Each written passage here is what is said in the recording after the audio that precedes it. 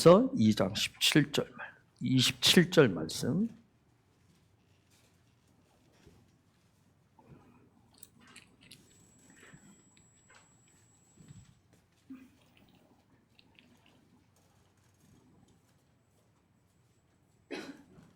너희는 주께 받은 바 기름 부음이 너희 안에 거하나니 아무도 너희를 가르칠 필요가 없고 오직 그의 기름 부음이 모든 것을 너에게 가르치며 또 참되고 거짓이 없으니 너희를 가르치신 그대로 주 안에 거하라.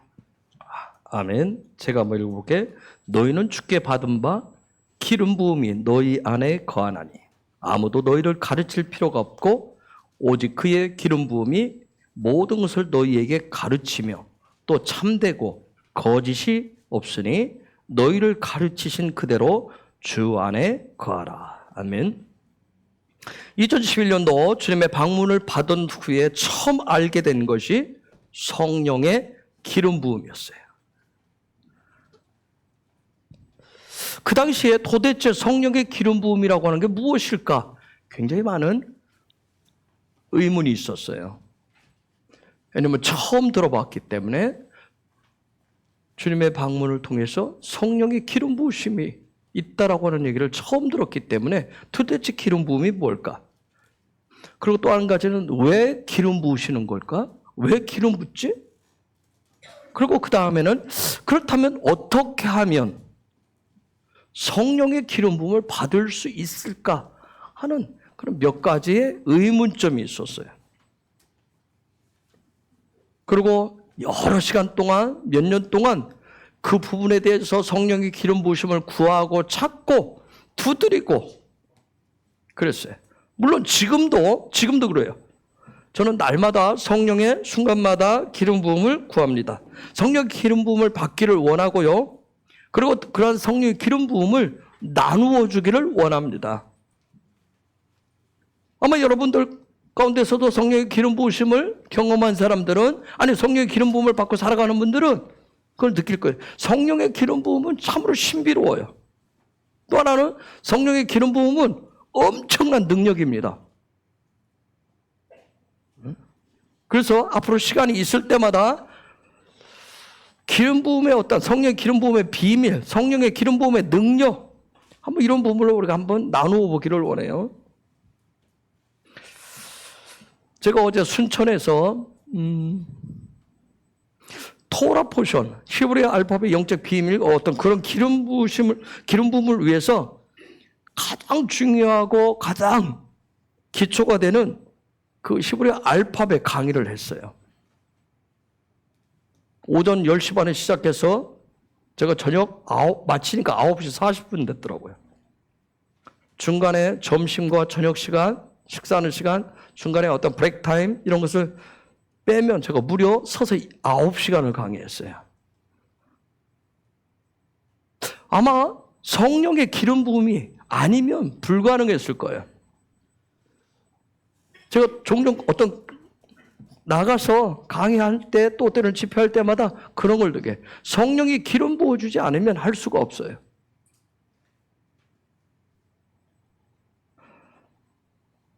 그래서 어제도 나누면서 하늘의 일이, 하나님이 하신 일들이 이번 주가 돌아보시면 네 해잖아요. 영적으로 뭔가 보잖아요. 그래서 하늘이 이 땅 가운데 어떻게 일하시고 풀어지는지 우리의 삶의 자리에서. 그리고 이 시대에 하나님의 어떤 비전, 하나님의 어떤 사역 등을 풀어내는 시간이었어요. 또 그분들의 어떤 영적인 삶과 관련된 질문을 받고 또 그 부분에 대해서 제가 경험하고 성령께서 가르쳐준 그런 부분들에 대해서 티칭을 하는 그런 시간들이었어요. 히브리 알파벳 강의가 24시간이에요. 2시간짜리가 24강의 해야 되는데 하루 종일 하면 4강의밖에 못해요.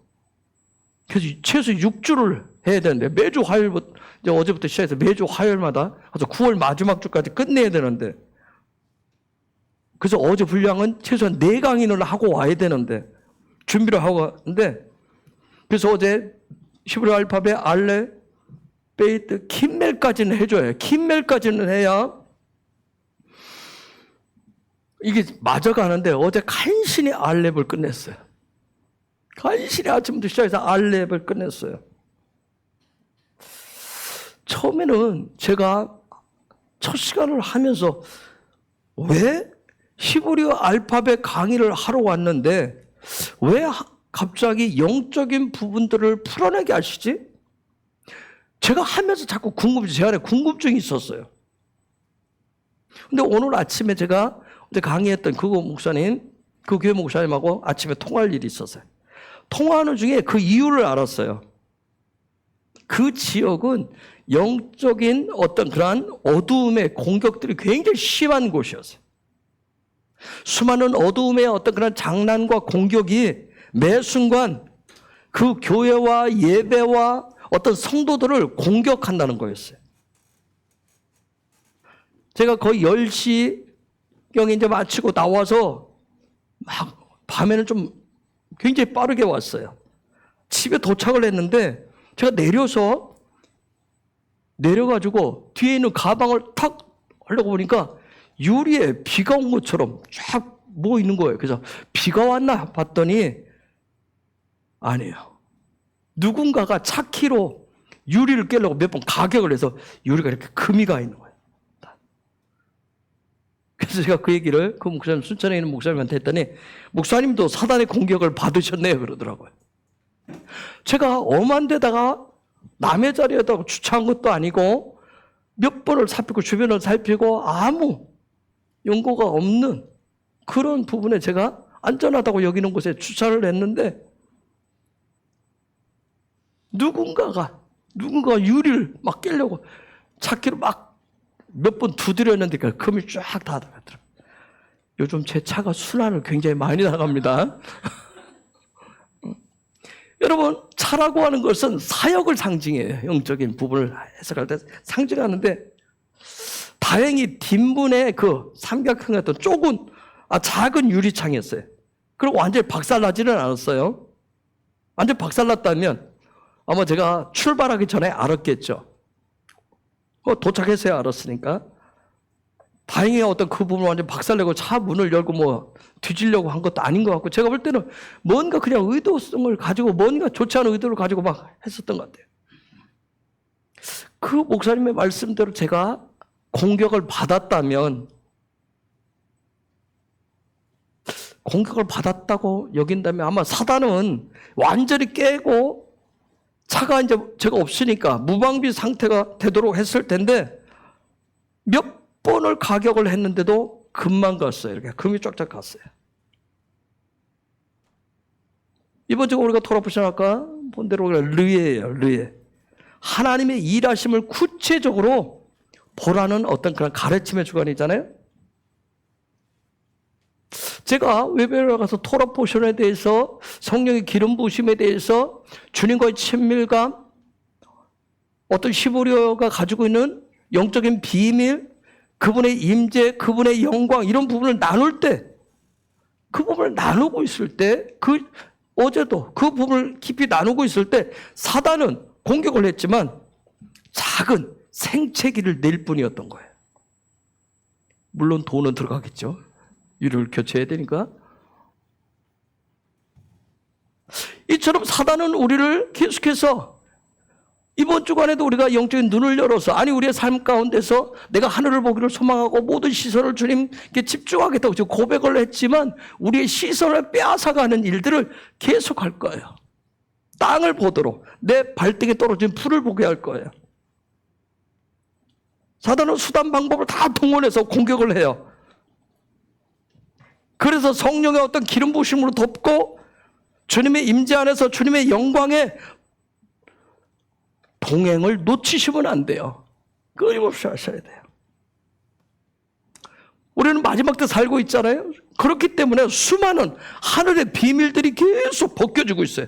마치 모세 얼굴에 산에 올라갔다 내려왔던 모세 얼굴에 수건이 벗겨지듯이 그래서 영광에서 영광으로 나아갈 수 있도록 계속해서 하나님의 어떤 그런 뜻들이 비밀들이 계속 벗겨지고 있어요.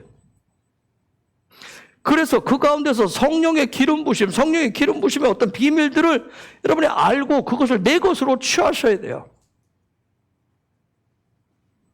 이러한 성령께서 계속 부으시는 성령의 기름 부으심은 믿는 자라면 한 사람도 예의 없이 누가 되었든지 성령의 기름 부으심은 굉장히 절실한 거예요. 성령의 기름 부으심은 우리가 이 마지막 때 살아가는데 굉장히 유용해요. 기독교인들은 지난 2000여 년 동안, 몇백 년 동안 사도행전 1장 8절, 사도행전 2장에 그 놀라운 오순절의 성령 강림, 어떤 성령이 주시는 어떤 능력을 계속 갈망해 왔어요. 여러분, 성령의 능력이라고 하는 것을 흉내는 낼 수 있을지 몰라요. 우리가 힘을 줘서 슉슉슉 하고 뭐 여러 가지 다요. 흉내는 낼 수 있지만 성령과 완전히 똑같이, 성령의 능력과 성령님처럼 완전히 똑같이 완전히 드러낼 수는 없어요. 어떤 성령의 뭐 능력을 받는 법, 성령의 뭐 권능을 받는 법, 그런 부분에 대해서 뭐 가르치고 배우고 어떤 훈련을 아무리 해서도 완전하실 수가 없어요. 그렇기 때문에 성령께서 직접 임하시고 부어주셔야 돼요. 그래서 성령의 기름 부으심에 계속 부어지게 될 때 우리의 믿음은 상승하게 돼요.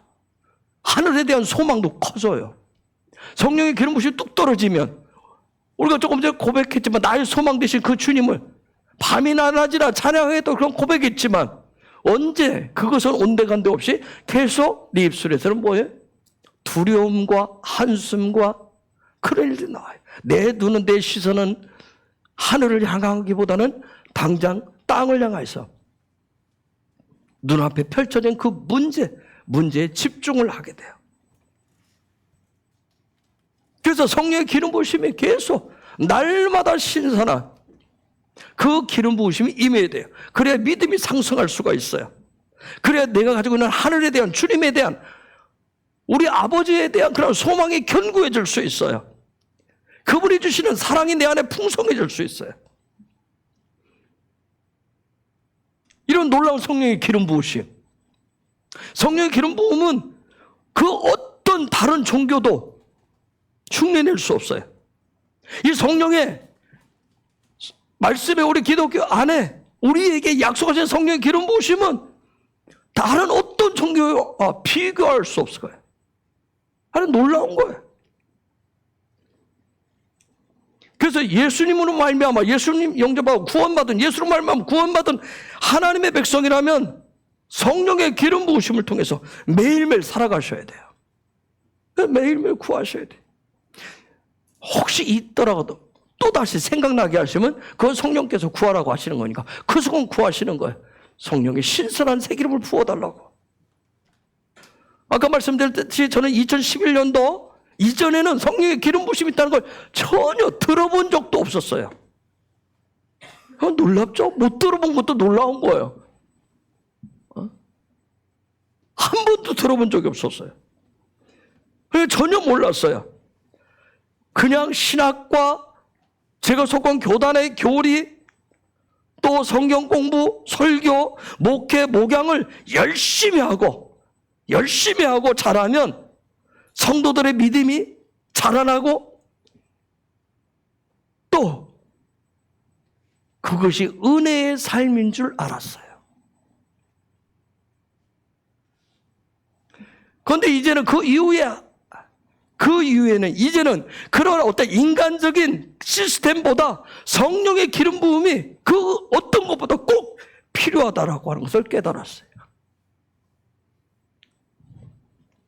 성령의 기름 부어주셔야 우리가 돌아보셔 계속하고 이번 주 영적인 것을 하나님이 하신 일을 보기를 원해도 그분이 기름 부어주시지 않으면 우리가 아무리 고백하고 기도하고 뭐 찬양을 하고 뭐 수없이 성경을 들여다봐도 볼 수가 없어요.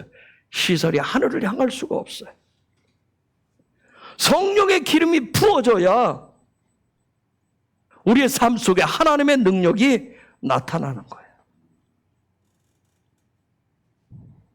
여러분 잘 아는 대로 베드로전서 2장 19절 그 말씀에 보면 우리는 왕 같은 제사장이라고 그래. 그렇죠?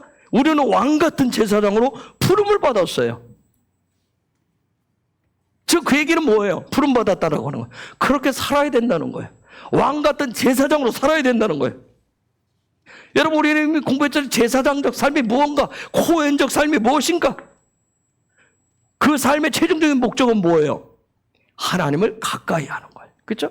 하나님을 더 가까이 하는 거예요. 그래서 하나님 앞에 가까이 갈수록 더 뭐예요? 거룩하고 구별된 삶을 살아야 된다는 거예요.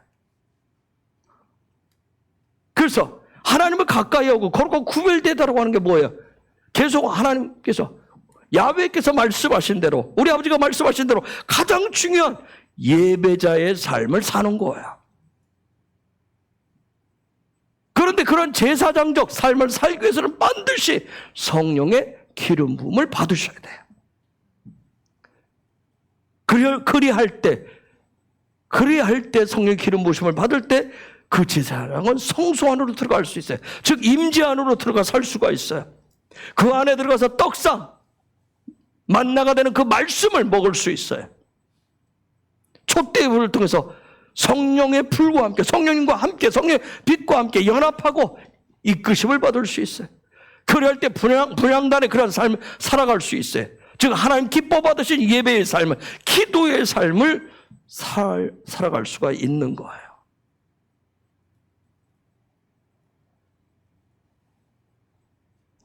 이처럼 성령의 기름 부음은 우리를 하여금 예수 그리스도 안에서 살아가도록 우리의 믿음을 견고케 해줘요. 우리가 날마다 믿음이 견고해지는 건 아니잖아요. 결단하고 결심해도 또 순간순간 어떤 일을 만나면 또 연약해져요. 그래서 그때마다 내 믿음이 연약한 것 같으면 또 구하시는 거예요. 성령의 기름을 부어달라고. 성령의 기름 부으면 능력을 부어달라고 그때 또 구하시는 거예요. 우리가 왕같은 제사장같이 살아가시려면, 그래서 그런 기름 부음이 매일매일 필요한 거예요. 그래서 매일매일 성령님을 요청하셔야 돼요. 성령님을 찾으셔야 돼요. 그분은 우리를 위해서 무료로 변론하시잖아요. 우리를 위해서 무료로 변증하시잖아요. 그분을 시시때때로 찾으셔야 돼요. 도심을 구하셔야 돼요. 정말 예수님을 알려달라고, 하나님을 알려달라고, 더 믿음 달라고 성령님께 구하시는 거예요. 기독교 2000년 역사에서 지금 우리가 살고 있는 이 시대는 굉장한 위기의 시대예요. 날로 첨단화된 그런 문화 속에서 특히 우리의 마음이, 예수를 믿는 우리의 마음이 메마른 심령이 되게 하잖아요. 더 무서운 건 뭐예요? 아주 심각한 개인주의가 더 견고해져 가고 있어요. 그런 속에서 이 시대 속에 뭐예요? 때로는 정말 상식을 뛰어넘는 폭언들이, 폭력들이, 묻지마 폭행들이, 또 다양한 중독 현상들이 굉장히 성행하고 있어요. 이 시대 속에서 교회는 굉장히 무능해져 가고 있잖아요. 그렇죠? 교회는 어떤 힘을 발휘하지 못하고 있어요. 어떻게 해야 될 줄을 모르는 것 같아요.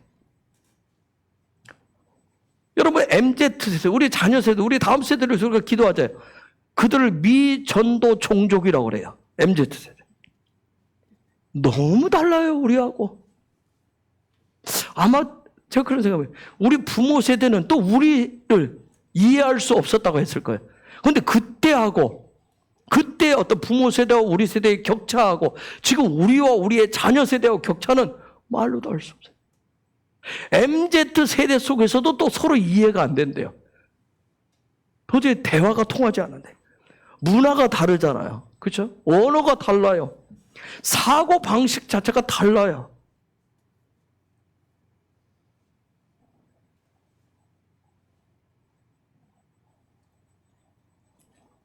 그래서 저 개인적으로는 그럽니다.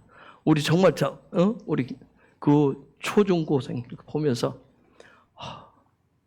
나는 쟤네들을 어떻게 할 수가 없다. 마음을 비우자. 계속 마음을 비우자.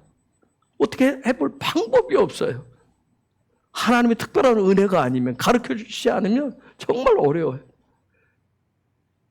사랑하고 싶어도 제가 사랑하는 방식하고 그 아이들이 원하는 사랑하는 방식이 달라요. 그래서 충돌이 일어나잖아요. 그렇죠?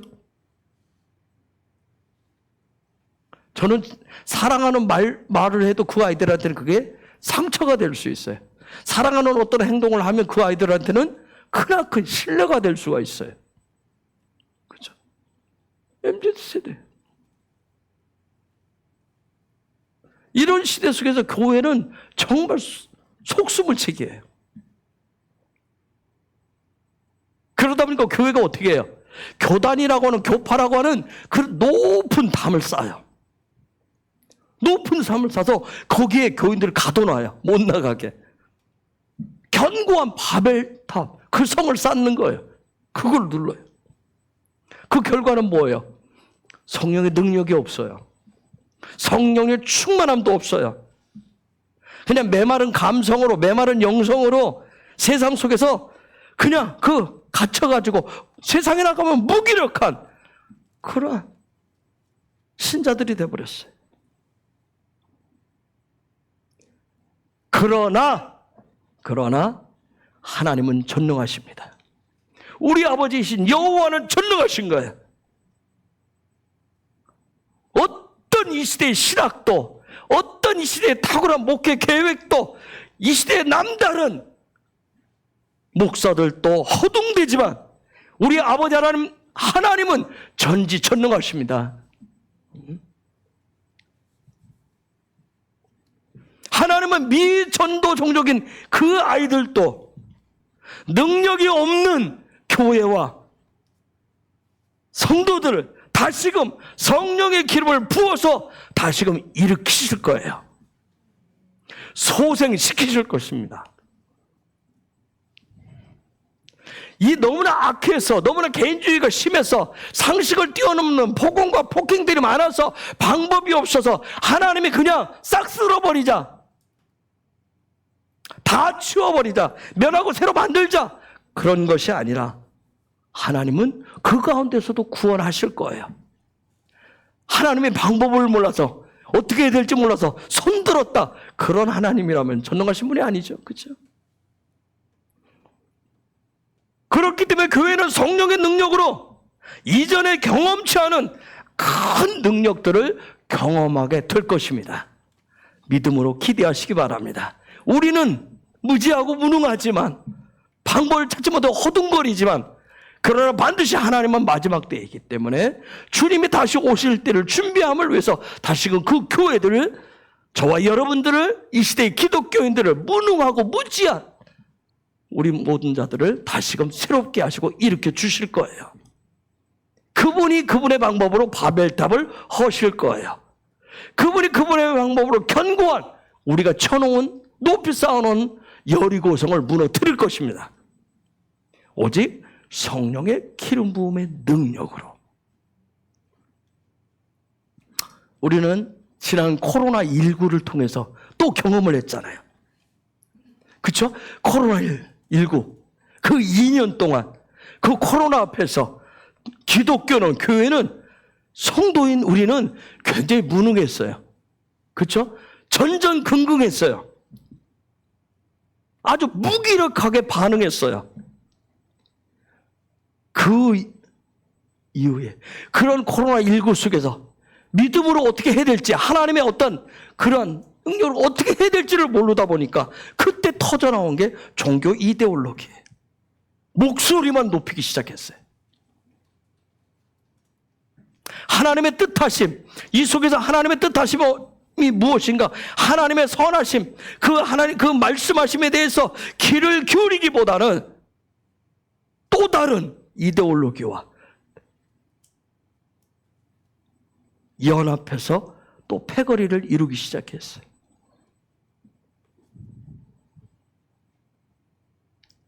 이런 상황 속에서 우리 교회가 하나님이 세워놓으신 7살의 그 영역 가운데 들어오는 정말 사단이 집어넣는 그런 바이러스들을 이기고 무기력하면서 능력으로 자유케 되는 특별한 성령의 기름 부으심이 필요한 거예요. 성령 부으시는 그런 기름 부음이 필요해요. 지난 15년 동안 외쳤듯이 대부흥은 반드시 오게 됩니다. 그 이전에 무기력에 빠진 교회와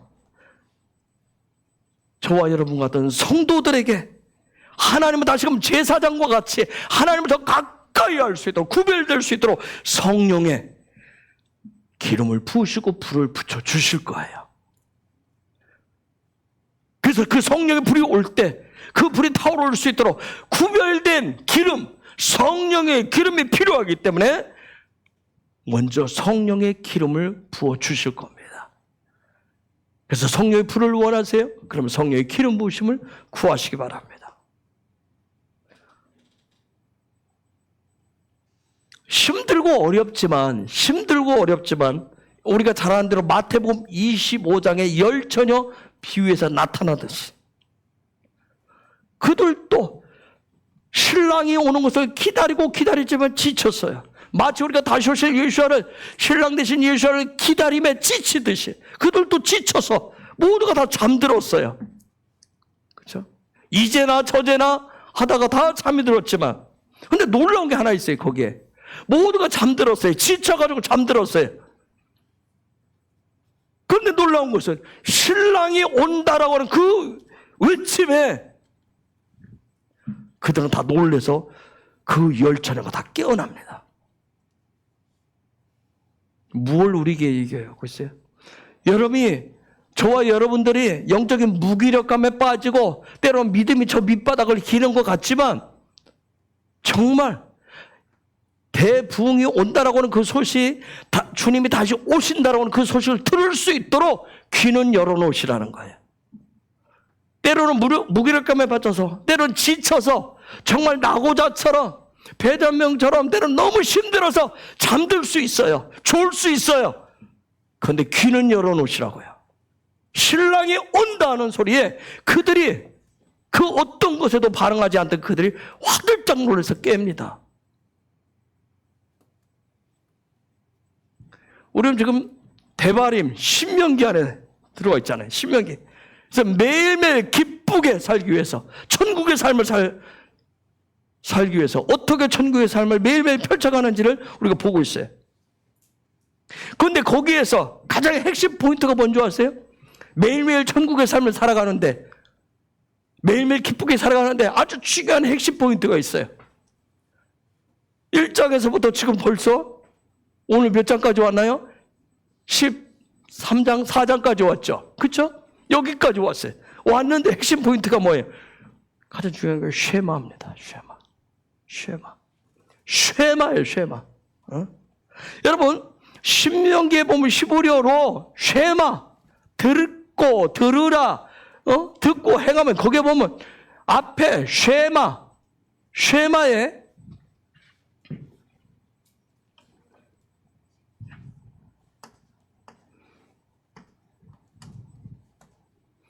자, 쉐마에 이렇게 있는데, 쉐마 드는데, 거기에 보면 중간중간에 제일 앞에는 타부가 붙어 있어요. 타부가 붙어 있습니다.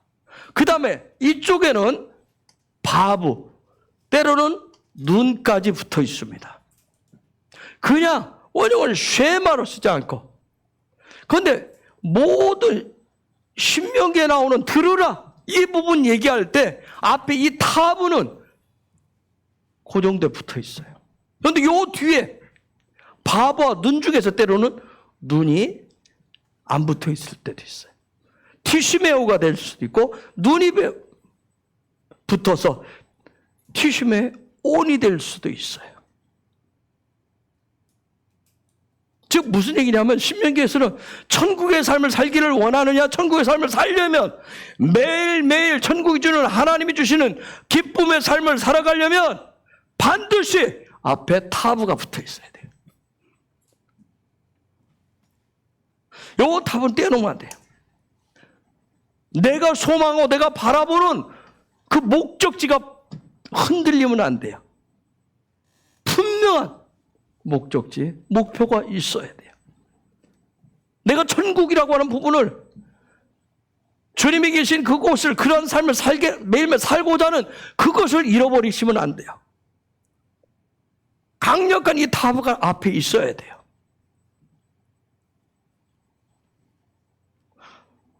그런데 이 신명기에서 얘기하는 것은 때로는 바보만 붙어 있을 때 있고 때로는 눈까지 붙어 있을 때가 있는데, 여기에서 신명기에서 천국의 삶을, 매일매일 기쁨의 삶을 사는 데서도 중요하게 가르쳐 주는 건 뭐냐면, 내가 듣고 싶은 거, 내가 듣고자 하는 것만을 듣는 것이 쉐마라고 말하지 않습니다. 내가 원하는 천국이라고 하는 부분이 있어요. 내가 매일매일 원하는 기쁨, 그것을 내가 들으면 내가 기뻐지고 즐거운 것 같고 하나님의 은혜 속에 살고, 그것을 천국이라고 얘기하지 않습니다. 그걸 쉐마라고 하지 않아요. 오직 얘기하는 것은 뭐냐면, 오직 그분이 말씀하심에 대해서, 비록 마태복음 25장에 있듯이 신랑이 오는 것을 기다리다가 지쳐서 그들이 잠들었지만, 그들이 그 순간 속에서 졸린 눈을 비비다가 결국은 견디지 못해서 피곤함 속에서 지쳐가지고 잠이 들었지만, 그 가운데서 그들이 가장 듣고자 했던 것은 뭐예요? 신랑이 온다는 이 한마디였어요. 이 한마디였습니다. 다른 소리가 아니었던 거예요. 그 순간 파수꾼이 외칠 때 그들 모두는 뭐예요? 순식간에 깨어났어요. 만약 그 가운데 그들이 다른 소리, 내가 원하는 다른 소리를 듣고자 했다면 신랑이 온다는 소리에 안 깨어났을 거예요. 일어나지도 않았을 거예요. 왜? 내가 듣고 싶은 소리가 아니기 때문에. 여러분, 오늘 지금 이 시점에서 여러분은 무슨 소리를 듣고 싶어요? 정말 파수꾼이 하는, 하늘로부터 오는 어떤 소리를 듣기를 원하십니까? 사람은 자기가 듣고 싶은 소리가 들리면 반응을 해요. 그렇죠? 아이들도 가만히 누워있다가요, 내가 먹고 싶은 뭐가 있으면, 내가 하고 싶은 뭐가 있으면 그 소리 들으면 벌떡 일어납니다. 그렇죠? 그렇듯이 그 10명의 처녀들이 듣고 싶었던 것은 신랑이 온다는 소리였던 거예요. 물론 그들이 다 일어났지만 중요한 게 뭐였어요? 기름이 준비되어 있느냐 안 되어 있느냐. 기름이 준비되어 있는 자들은 신랑과 함께 그 놀라운 결혼식장으로 들어갔어요. 놀라운 결과를 얻었어요. 따라서 제가 드리고 싶은 마음은, 하나님께서 부으시는, 우리 아버지께서 부으시는 깊고 강력한 기름 부음을 받아들일 그런 마음문을 열고 계시기 바랍니다. 그게 바로 마음문을 열었다는 게 바로 그분의 음성을 듣겠다는 쉐마인 거예요. 내가 듣겠습니다. 내가 순종하겠습니다. 위로부터 들려주는 소리. 쉐마. 그리고 성령의 기름 부으심을 받고 내 삶 속에, 오늘도 내 삶 속에, 매일매일 내 삶 속에 하나님의 목적을 위해, 내가 살아가는 목적은 하나님의 목적을 위해서 내 그 다음 매일 나의 남은 생애 동안 어떤 새 마음으로, 새로운 삶으로, 새로운 열정으로 그분이 기뻐하시는 삶을 살아갈 그런 준비들을 하시는 거예요.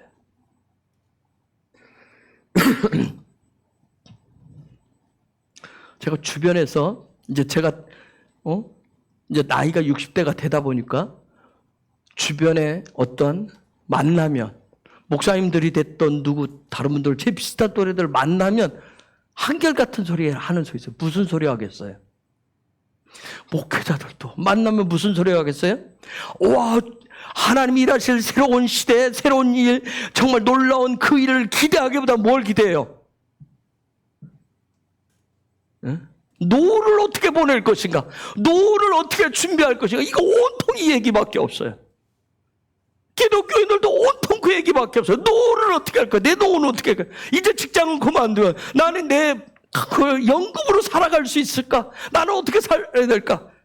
준비했니 안 했니 뭐면 이런 얘기밖에 없어요. 정말 하나님의 부으실, 정말 성령의 권능을 받고 기름 부심을 통해서 하나님이 정말 새롭게 하실 것을 바라보면서 소생에 일어나서 나의 남을 생에도 정말 모세처럼, 그렇죠? 모세처럼 한번 불태워버리라. 부흥을 위해서, 주님의 다시 오실 길을 위해서 불태워버리라 하는 그러한 놀라운 소망의 얘기들을 나누는 분들이 거의 없어요. 참 힘들어요. 같이 만나서 돼요. 그렇다고 거기서 네가 틀린 내가 맞았냐고 정지할 수가 없잖아요. 서로.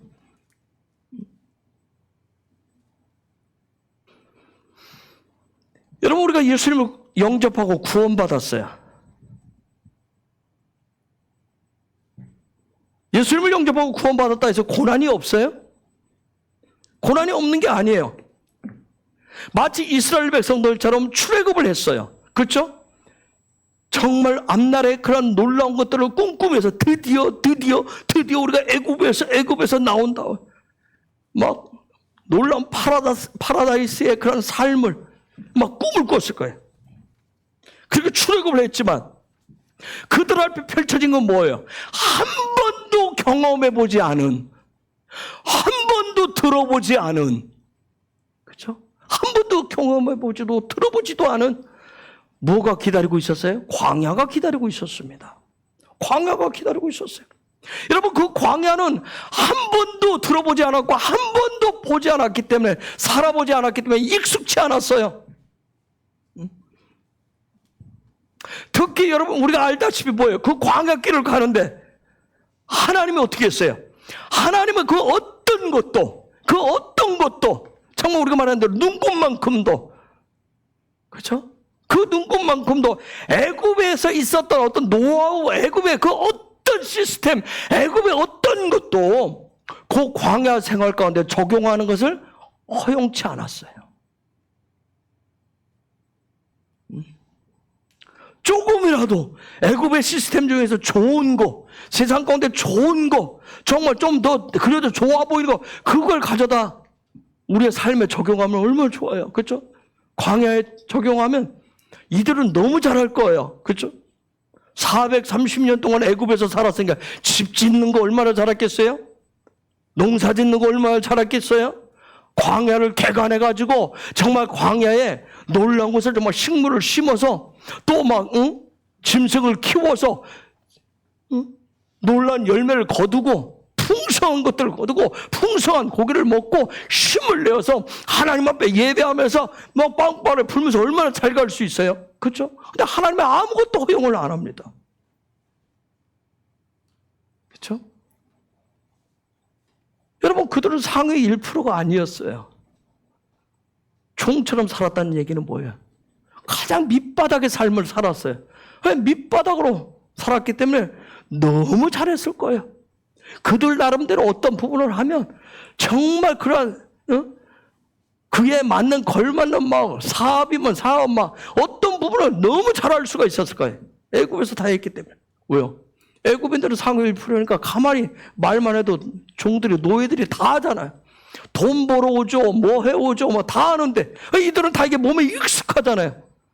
얼마나 잘 배워 있겠어요. 근데 광야에서 그 어느 거 하나도 하나님은 허락치 않았다는 거예요.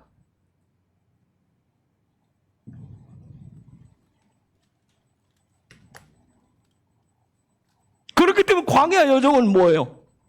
정말 말로 다 할 수 없는 고난 중에 고난이었어요. 애굽보다도 더 힘든 고난의 길이었습니다.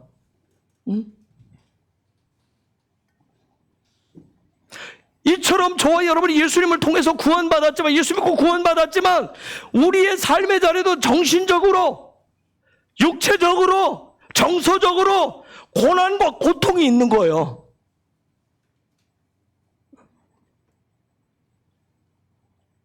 하나님은 이스라엘 백성에게 젖과 꿀이 흐르는 가나안 땅을 약속하셨지만 그 길을 가는데 광야 여정을 그냥 건너뛴다고. 여러분, 하나님이 그들을 공간 이동 못 시킬까요? 그렇죠? 순식간에 광야를 막 그냥 더 가나안 땅보다 더 기름지게. 야, 얘들아, 내가 보니까 가나안 땅을 주려고 했는데 거기 보니까 7족속 너희들보다 훨씬 뛰어난 정말 쌈 자르는 애들 있다. 너무 강력하다. 안 되겠다. 이 광야에 내가 이 땅을 막 기름진 땅으로 바꿔줄게. 하나님 못하십니까? 하실 수 있잖아요. 그렇죠? 너희들 가만히 있어. 내가 여호와됨을 보여줄게. 내가 여호와됨을 보여줄게. 눈 깜짝할 사이에 광야를 막 기름진 땅으로, 그렇죠? 바꿔주실 수 있는 분이에요. 가나안 땅보다 더 좋은 땅으로 만들어줄게. 아니면 이 가나안 땅 그냥 훌쩍 건너뛰게 해줄게. 그렇게 하시지 않았어요.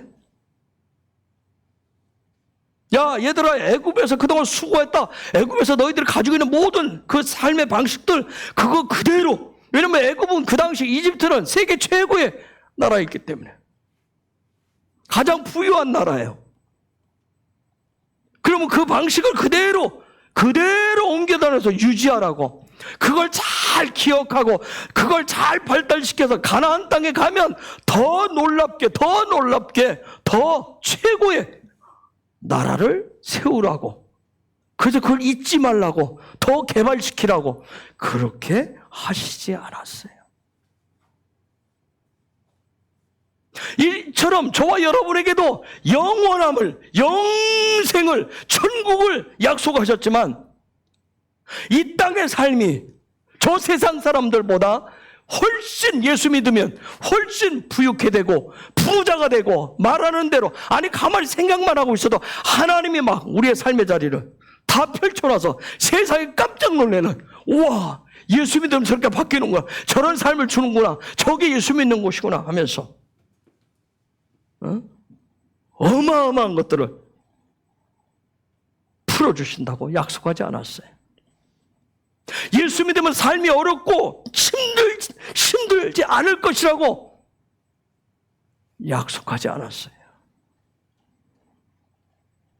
그런데 다만 꼭 한 가지 분명하게 기억하셔야 될 것은, 전능하신 하나님이, 그 전능하신 하나님이 하늘 보좌에서, 영광의 보좌에서 내려와서 이스라엘 백성들처럼 천막으로 된 그 텐트 집을 지으시고 거기에 거하시면서 함께 그들과 함께 하셨듯이 동일하게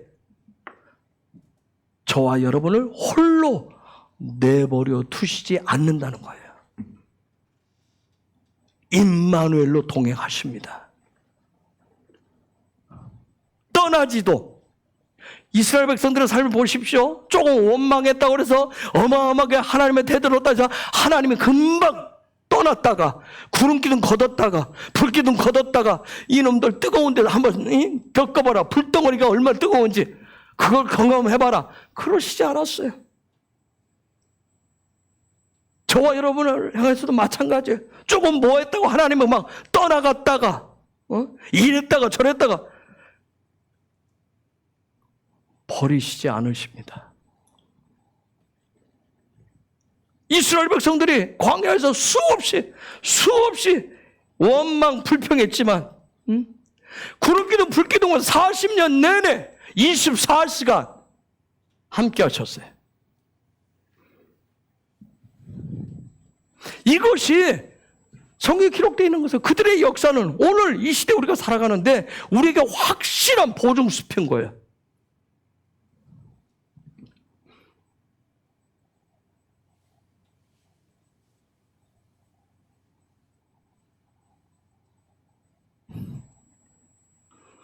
어제 순천 가는데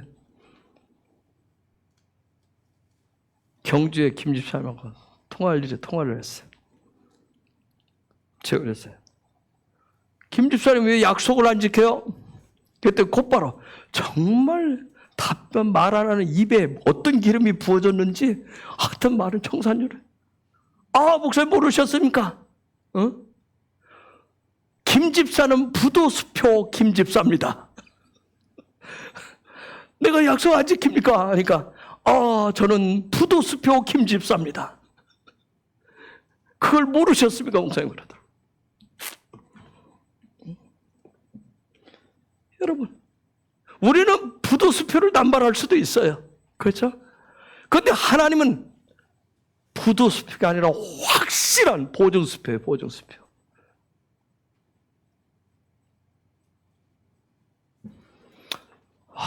제가 수없이 나누지만 제 인생 61년 가운데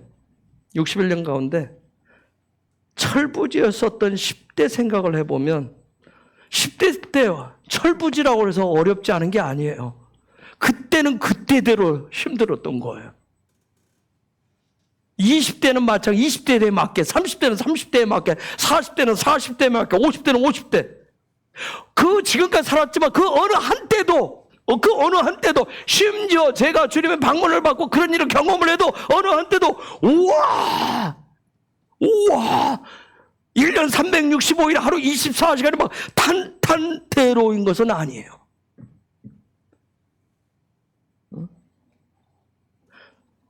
보면 여러분도 그렇겠지만 수없는 난관에 부딪힙니다. 살면서 얼마나 많이 부서져요. 수많은 상처를 받잖아요. 때로 어떤 일 때문에 절망하고 좌절하고, 때로는 막 믿음이 있는 것 같다가 믿음이 없어지는 경우도 있고요. 그래서 하나님을 원망하는 일들이 참 많았어요.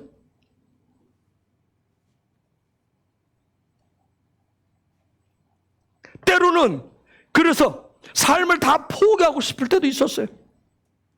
더 이상 어떤 소망도 없는 그런 일도 많았어요. 그건 여러분 제가 목사가 되어서도 마찬가지예요. 목사가 되어서도 마찬가지야.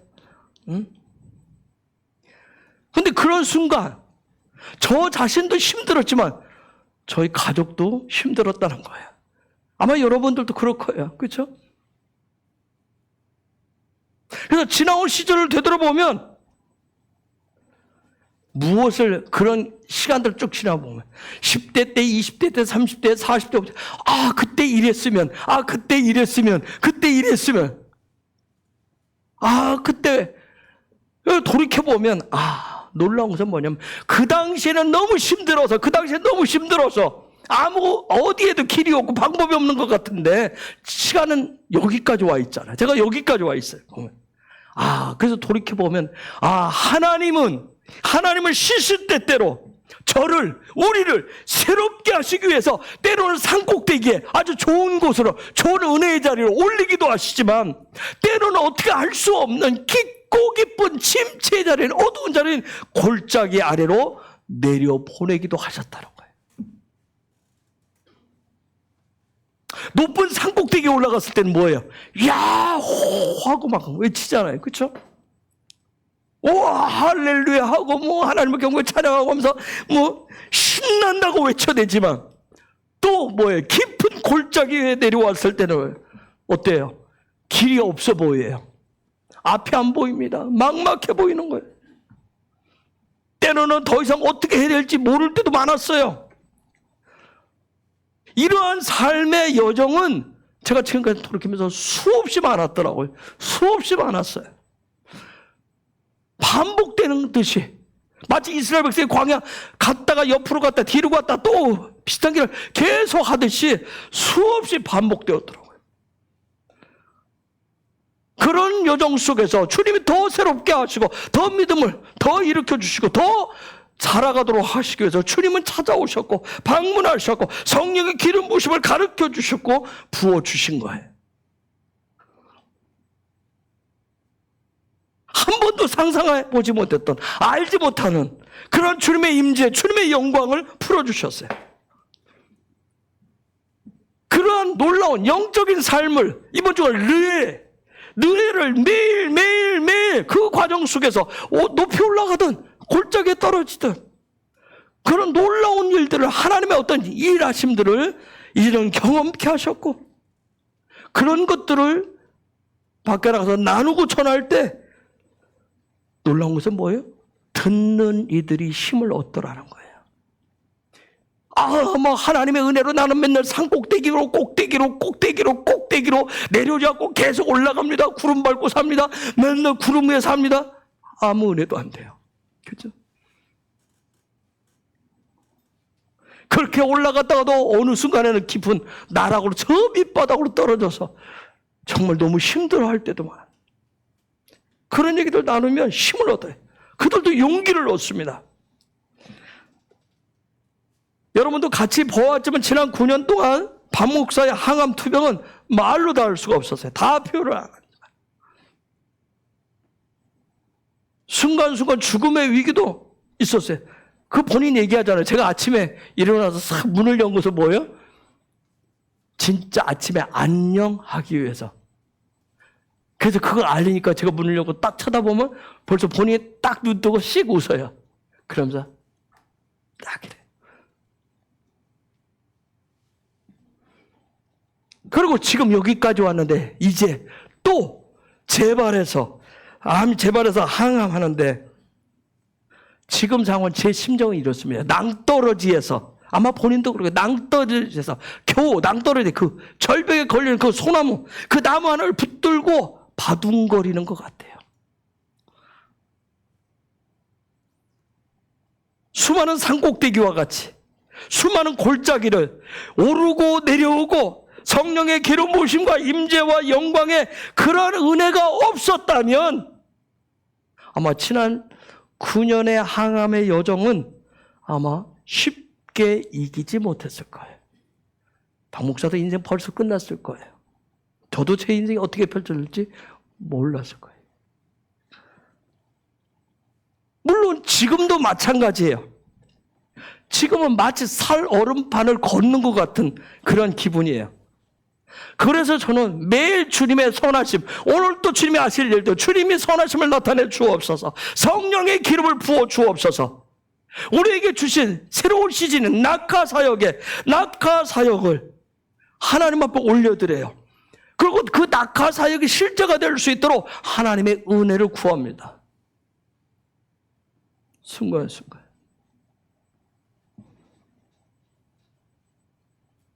여러분, 하나님은 성령의 기름 부으심을 우리의 삶에서 여러 가지 방식으로 사용하십니다. 중요한 게 뭐냐면 성령의 기름 부으심은 광야 여정을 가는, 십자가의 길을 가는 제사장적인 삶을 사는 성도들을 통해서 동서남북으로 흘러가게 하신다는 거예요. 그게 하나님의 뜻이에요. 여러분, 성령님 늘 가르쳐 주시는 거 아세요? 저와 여러분에게 늘 가르쳐 주시는 거예요. 가르쳐 주기를 원하시는 거예요. 더 견고한 믿음을 갖는 법을, 더 튼튼한 소망을 갖는 법을, 더 한없는 사랑을 하는 방법들을. 저는 아까 얘기했잖아요. MD 그 미전도 종족에게 어떻게 사랑을 해야 될지. 나는 사랑한다고 말을 하지만 때로는 그 아이들에게 그게 상처가 되고 아픔이 되고 힘듦이 될 수도 있어요. 어떤 행위들. 가끔 박 목사가 얘기합니다. 요즘 아이들은 함부로 볼도 이렇게 쓰다듬으면 안 됩니다. 나는 예뻐서 이렇게 하는데 그럼 한 번씩 저한테 경고를 합니다. 큰일 납니다. 예뻐서 이렇게 하는데 참 어려운 시대에, 그죠? 사랑의 표현한 방법도 굉장히 어려워요.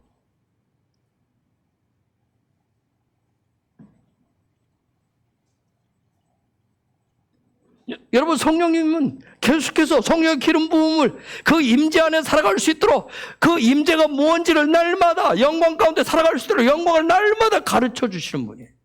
그래서 성령님 앞에 구하세요. 물으세요, 그분한테. 이유가 뭘까요? 성령이 날마다 새롭게 가르쳐 주시는 이유가 뭐예요? 하나님을 더 가까이 하고 영광에서 영광으로 나아갈 수 있도록, 그런 삶을 살도록 하시기 위해서 가르쳐 주시는 거예요. 제가 성령의 기름 부으심 안에서 히브리 관점으로 하나님의 말씀 토라를, 이런 부분들을 나누고 가르치지만 성령의 기름 부으심 안에서 제가 어제도 9시간을 서서 가르쳤어요. 가니까 앉아서 하시죠. 그래서 아니요, 서서 합니다. 그분들이 우리 정말 오후 시간에 앉아서 하는 걸 봐가지고 딱 앉아서 하더라고요. 저 앉아서 안 합니다. 제가 언젠가 여러분한테 그랬죠. 내가 서서 할 날을 위해서 내가 서서 예배하고 서서 하는 것을 훈련한다고. 다리에 어떤 그런 근육들이 그쪽으로 발달되도록. 제가 늘 앉아서 했으면 아마 계속 앉아서 해야 됐겠죠. 설 수가 없었을 거예요. 근데 그 9시간 동안 아무런 문제가 없어요. 왜? 성령님이 기름 부으시니까. 아무 문제가 없었어요. 하지만 저도 육신을 가졌잖아요. 집에 오니까 지쳐요. 그곳에서 기름 부음의 영광으로 1시간 이상 오는 동안에도 제가 그 기름 부으심의 영광 때문에 1시간 이상 오는데 차 안에서 기도와 찬양으로 그 영광의 기름 부으심들을 계속 하나님 앞에 올려드리면서 찬양하면서 왔어요. 그런데 더 놀라운 게 뭔지 아세요? 몸은 굉장히 피곤한데 제가 누워 잤는데 아침까지 깊이 잠들지를 못했어요. 너무 쌩쌩해가지고.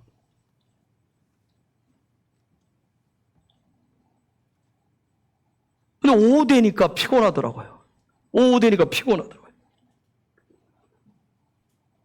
제가 그런 기름 부으심의 영광이 있었지만 그 안에 은혜 안에 그들과 함께 그런 시간을 나누고 왔지만 제가 아까 말씀드렸듯이 차의 유리창이 파손되는 그런 문제도 있었어요. 병원에 입원해 있는 박 목사한테 제가 매일 전화를 해요. 아침에도 하고 저녁 때도 해요. 오늘 컨디션 아침에 전화하면 뭐예요? 컨디션은 어제 아침에 전화하니까 컨디션이 안 좋아요. 오늘 아침에 전화하니까 컨디션이 안 좋아요. 많이 다운돼 있어요. 그런데 뭐라고 하냐면 괜찮다고 이겨내야 된다고 그거같이 하지만 저는 느껴지는 거예요. 아, 굉장히 힘들구나 지금. 굉장히 힘들구나. 그러한 생각 때문에 또 마음 한 곳은 뭐예요? 무거운 거예요.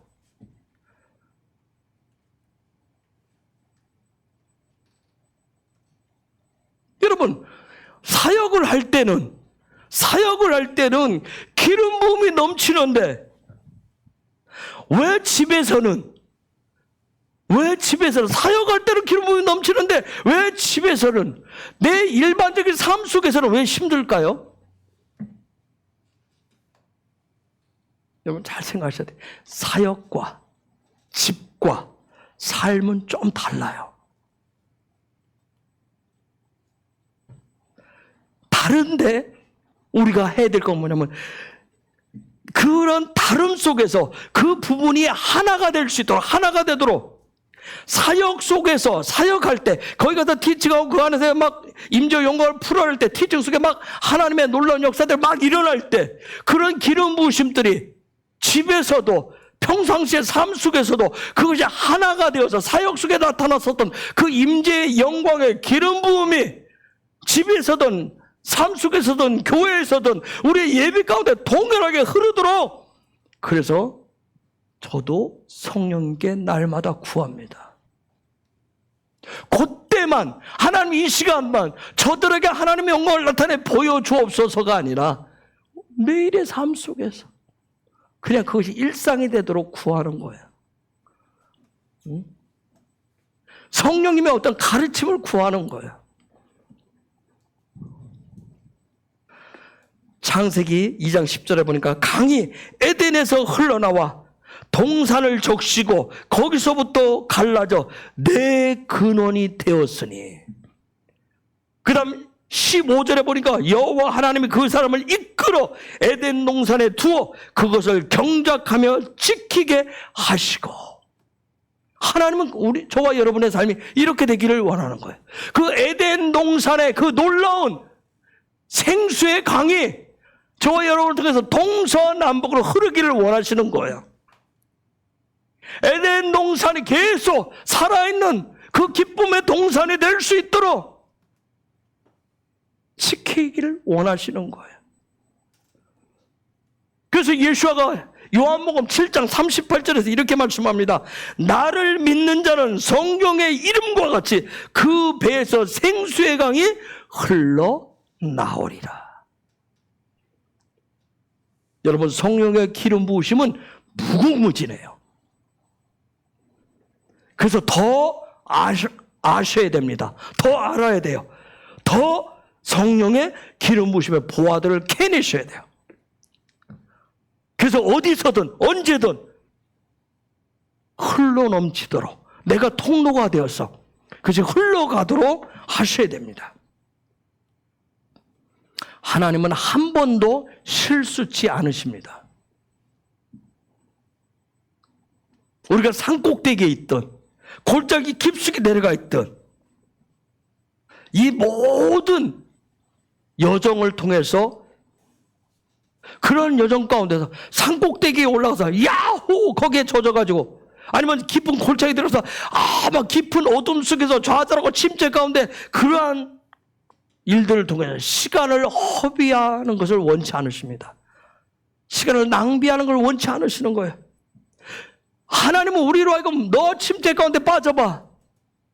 네가 그랬지, 네가 이랬지, 너 깊은 침체, 너 어둠 속에서 한번 견뎌봐. 얼마나 힘들고 어려운지 하면서 시간을 낭비케 하시는 것이 아니라 그러한 여정, 산꼭대기에 있든 깊은 골짜기에 있든 그런 여정을 통해서 우리를 성장시키시는 거예요. 성숙시키십니다. 그런 여정을 통해서 새롭게 하시는 거야. 우리는 이미 배웠어요. 그것이 뭐예요? 마토토였고 그게 바로 마세이였어요. 그렇죠? 이스라엘 백성들의 그 모든 여정을 통해서 뭐예요? 정말 어느 집안은 쫄딱 망하게 되었어요. 그렇죠? 부모 자식이 다 죽기도 하잖아요. 그 눈앞에서 막 불에 타 죽기도 하고 어마어마한 일들이 많이 있었어요. 근데 그 모든 과정을 통해서 뭐예요? 그들을 다 성장시키고 성숙시키셨어요. 가나안 땅이라고 하는 그 목표를 놓치지 않게 하셨어요. 하나님은 저와 여러분의 삶의 자리에서 당하는 그 어떤 고난, 고통도 헛되이 낭비되지 않도록 사용하신다는 점이에요. 그래서 로마서 8장 28절에 우리가 잘 아는 대로 우리가 알거니와 하나님을 사랑하는 자 곧 그의 뜻대로 부르심을 입은 자들에게는 모든 것이 합력하여 선을 이루느니라.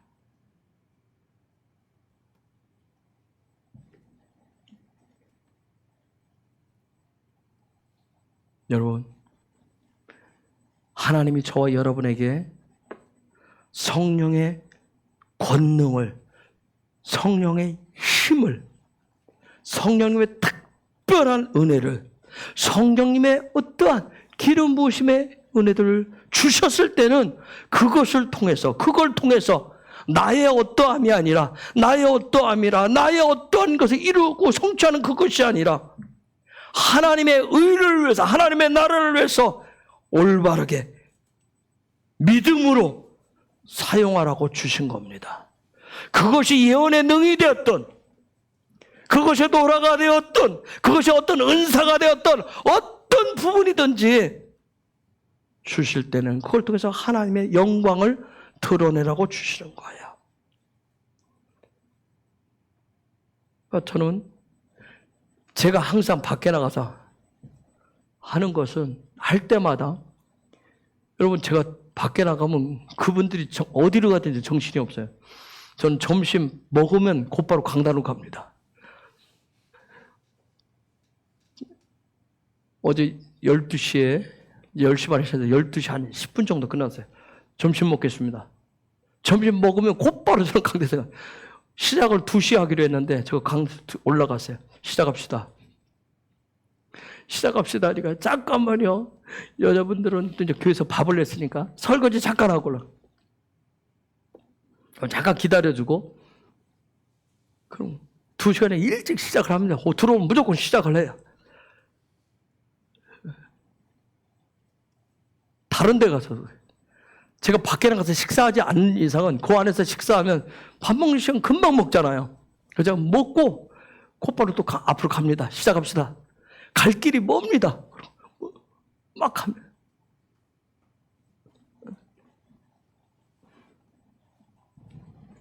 왜 그런 줄 아세요? 제 속에 하나 딱 붙들고 가는 게 있어요. 대학 다닐 때, 총신대학 다닐 때 딱 하나 시작하겠어요. 거저 받았으니 거저 주어라. 이게 제 속에 들어있어요. 하나님이 저에게 주시는 그런 은혜들, 기름 부으시면 은혜들, 토라의 그런 은혜들을 그냥 거저 받았잖아요. 그렇죠? 제가 물론 그것을 알기 위해서 수많은 대가를 지불했지만 그러나 알 수 있도록 깨달을 수 있도록 제 안에 담겨질 수 있도록 성령님이 은혜를 주셨잖아요. 그거 거저 받았으니까 내가 구원받은 은혜, 하나님 주신 은혜를 거저 받았기 때문에 항상 거저 주어야 된다는 생각이 있어요. 저 거저 주기 위해서.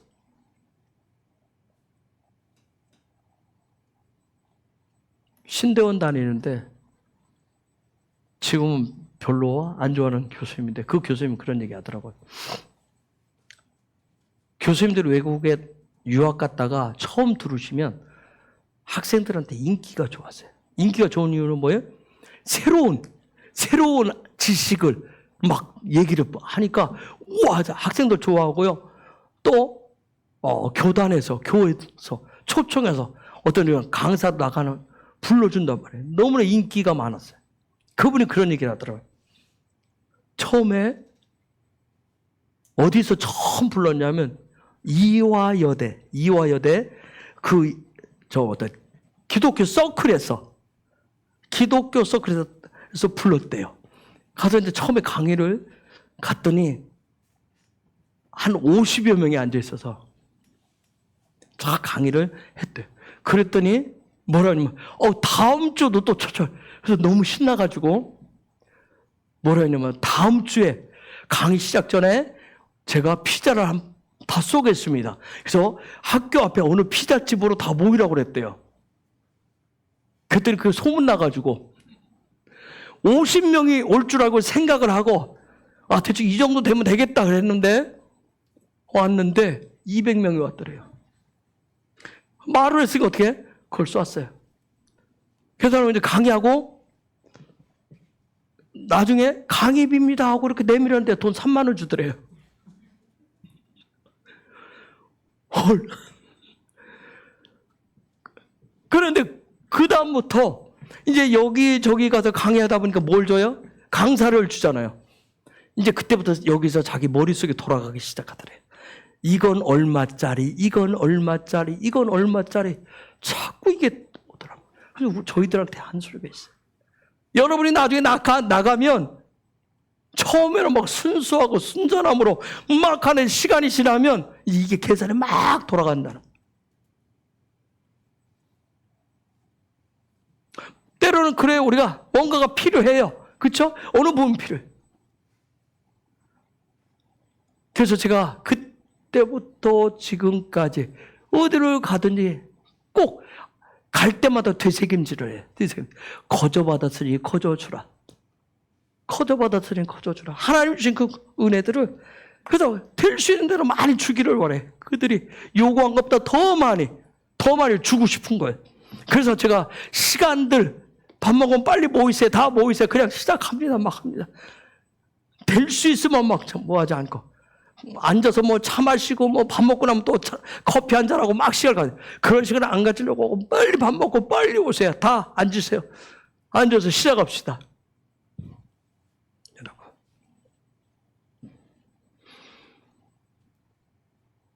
우리가 모든 것이 하나님의 부르심에 합당하게 합력해서 선을 이루어내야 돼요. 하나님 주신 것들을 하나님의 나라와 하나님의 영광을 위해서 우리는 사용하는 거예요. 여러분, 성령의 기름 부음을 날마다 신선한 기름 부음을 구하시기 바랍니다. 앞으로 시간이 주어진 때마다 계속해서 성령의 기름 부으심의 비밀들을, 능력들을 우리가 탐험을 해보도록 하겠습니다. 이 시간 우리가 같이 한번 기도하고 가십시다.